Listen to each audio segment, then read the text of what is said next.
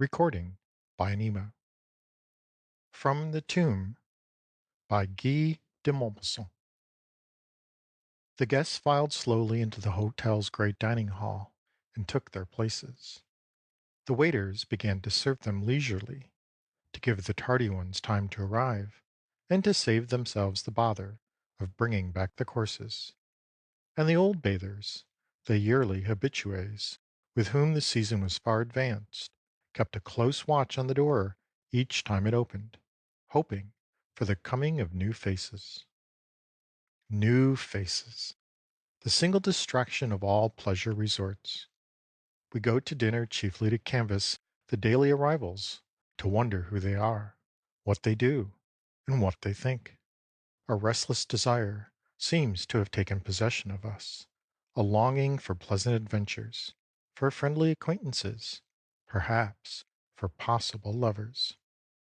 In this elbow to elbow life, our unknown neighbors become of paramount importance. Curiosity is piqued, sympathy on the alert, and the social instinct doubly active. We have hatreds for a week, friendships for a month, and view all men with the special eyes of watering place intimacy. Sometimes, during an hour's chat after dinner, under the trees of the park, where ripples a healing spring, we discover men of superior intellect and surprising merit, and a month later have wholly forgotten these new friends, so charming at first sight. There, too, more especially than elsewhere, serious and lasting ties are formed. We see each other every day.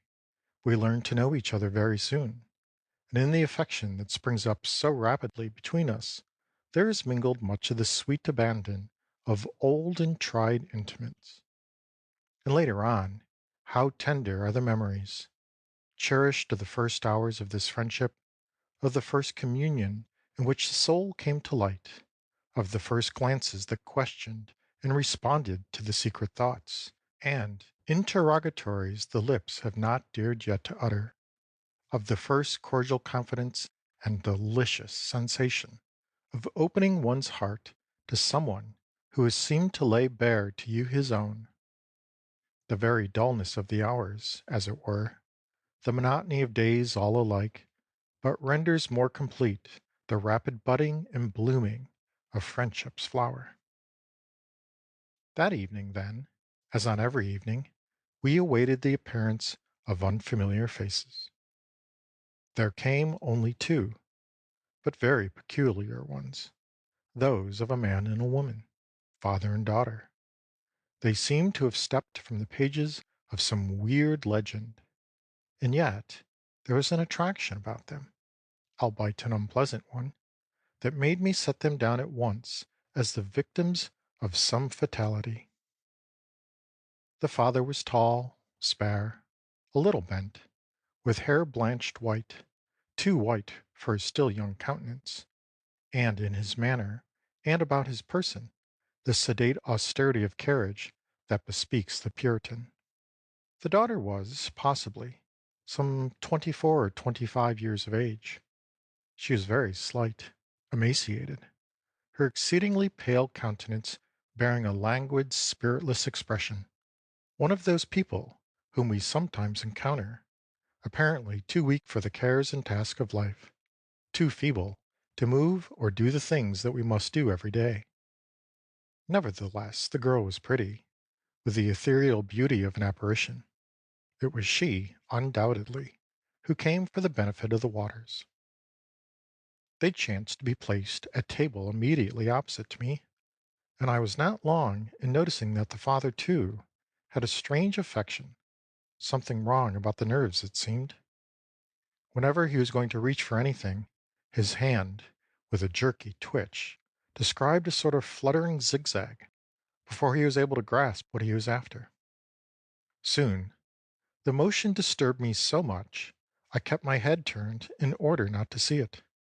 But not before I had also observed that the young girl kept her glove on her left hand while she ate.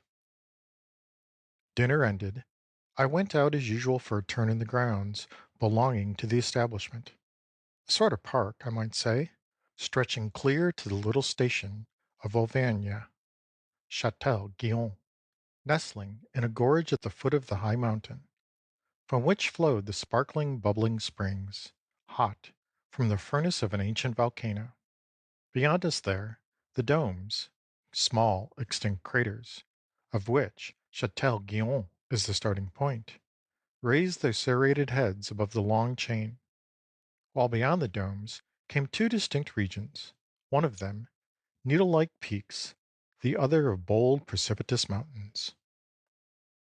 It was very warm that evening, and I contented myself with pacing to and fro under the rustling trees, gazing at the mountains, and listening to the strains of the band pouring from the casino, situated on a knoll that overlooked the grounds.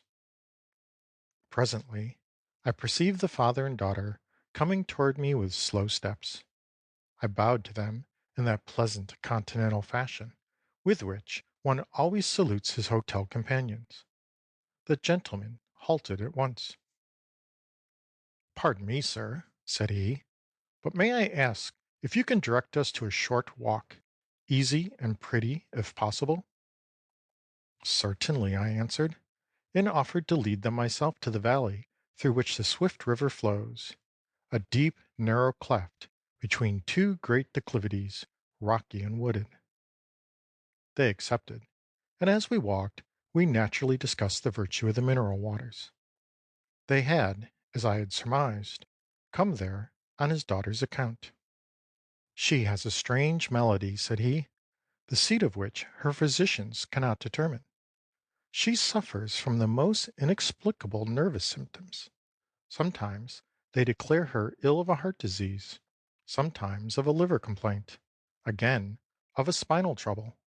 At present they attribute it to the stomach, that great motor and regulator of the body. This protean disease of a thousand forms, a thousand modes of attack. It is why we are here. I, myself, think it is her nerves. In any case, it is sad." This reminded me of his own jerking hand. "It may be hereditary," said I. "Your own nerves are a little disturbed, are they not?" "Mine?" he answered tranquilly. "Not at all. I have always possessed the calmest nerves." Then, suddenly, as if bethinking himself, "For this," touching his hand, "is not nerves, but the result of a shock, a terrible shock that I suffered once. Fancy it, sir! This child of mine has been buried alive." I could find nothing to say. I was dumb with surprise. "Yes," he continued, "buried alive. But hear the story. It is not long. For some time past, Juliet had seemed affected with a disordered action of the heart. We were finally certain that the trouble was organic and feared the worst. One day it came, she was brought in lifeless, dead. She had fallen dead while walking in the garden. Physicians came in haste, but nothing could be done. She was gone. For 2 days and nights I watched beside her myself, and with my own hands placed her in her coffin, which I followed to the cemetery, and saw placed in the family vault. This was in the country, in the province of Lorraine. It had been my wish, too, that she should be buried in her jewels, bracelets, necklace, and rings, all presents that I had given her, and in her first ball dress. You can imagine, sir, the state of my heart in returning home. She was all that I had left. My wife had been dead for many years. I returned, in truth, half mad, shut myself alone in my room, and fell into my chair dazed, unable to move, merely a miserable breathing wreck. Soon my old valet, Prosper, who had helped me place Juliet in her coffin and lay her away for her last sleep, came in noiselessly to see if he could not induce me to eat. I shook my head, answering nothing. He persisted. "Monsieur is wrong. This will make him ill. Will monsieur allow me, then, to put him to bed?" "No, no," I answered. "Let me alone." He yielded and withdrew. How many hours passed I do not know. What a night! What a night! It was very cold. My fire of logs had long since burned out in the great fireplace, and the wind, a wintry blast charged with an icy frost, howled and screamed about the house and strained at my windows with a curiously sinister sound. Long hours, I say, rolled by. I sat still where I had fallen, prostrated, overwhelmed, my eyes wide open, but my body strengthless, dead, my soul drowned in despair. Suddenly, the great bell gave a loud peal. I gave such a leap that my chair cracked under me. The slow, solemn sound rang through the empty house. I looked at the clock. It was 2 in the morning. Who could be coming at such an hour? Twice again the bell pulled sharply. The servants would never answer, perhaps never hear it. I took up a candle and made my way to the door. I was about to demand, "Who is there?" but, ashamed of the weakness, nerved myself and drew back the bolt. My heart throbbed, my pulse beat. I threw back the panel brusquely, and there, in the darkness, saw a shape like a phantom, dressed in white. I recoiled, speechless with anguish, stammering, "Who are you?" A voice answered, "It is I, father." It was my child, Juliet. Truly, I thought myself mad. I shuddered, shrinking backward before the spectre as it advanced, gesticulating with my hand to ward off the apparition. It is that gesture which has never left me. Again the phantom spoke. "Father, father, see, I am not dead. Someone came to rob me of my jewels. They cut off my finger. The, the flowing blood revived me." And I saw then that she was covered with blood. I fell to my knees panting, sobbing, laughing all in one. As soon as I regained my senses, but still so bewildered, I scarcely comprehended the happiness that had come to me. I took her in my arms, carried her to her room, and rang frantically for Prosper to rekindle the fire, bring a warm drink for her, and go for the doctor. He came running, entered, gazed a moment at my daughter in the chair, gave a gasp of fright and horror, and fell back, dead.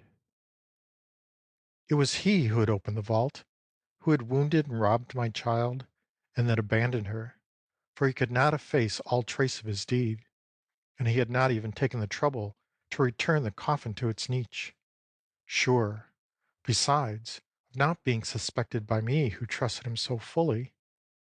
We are truly very unfortunate people, monsieur. He was silent. Meanwhile, the night had come on, enveloping in the gloom the still and solitary little valley.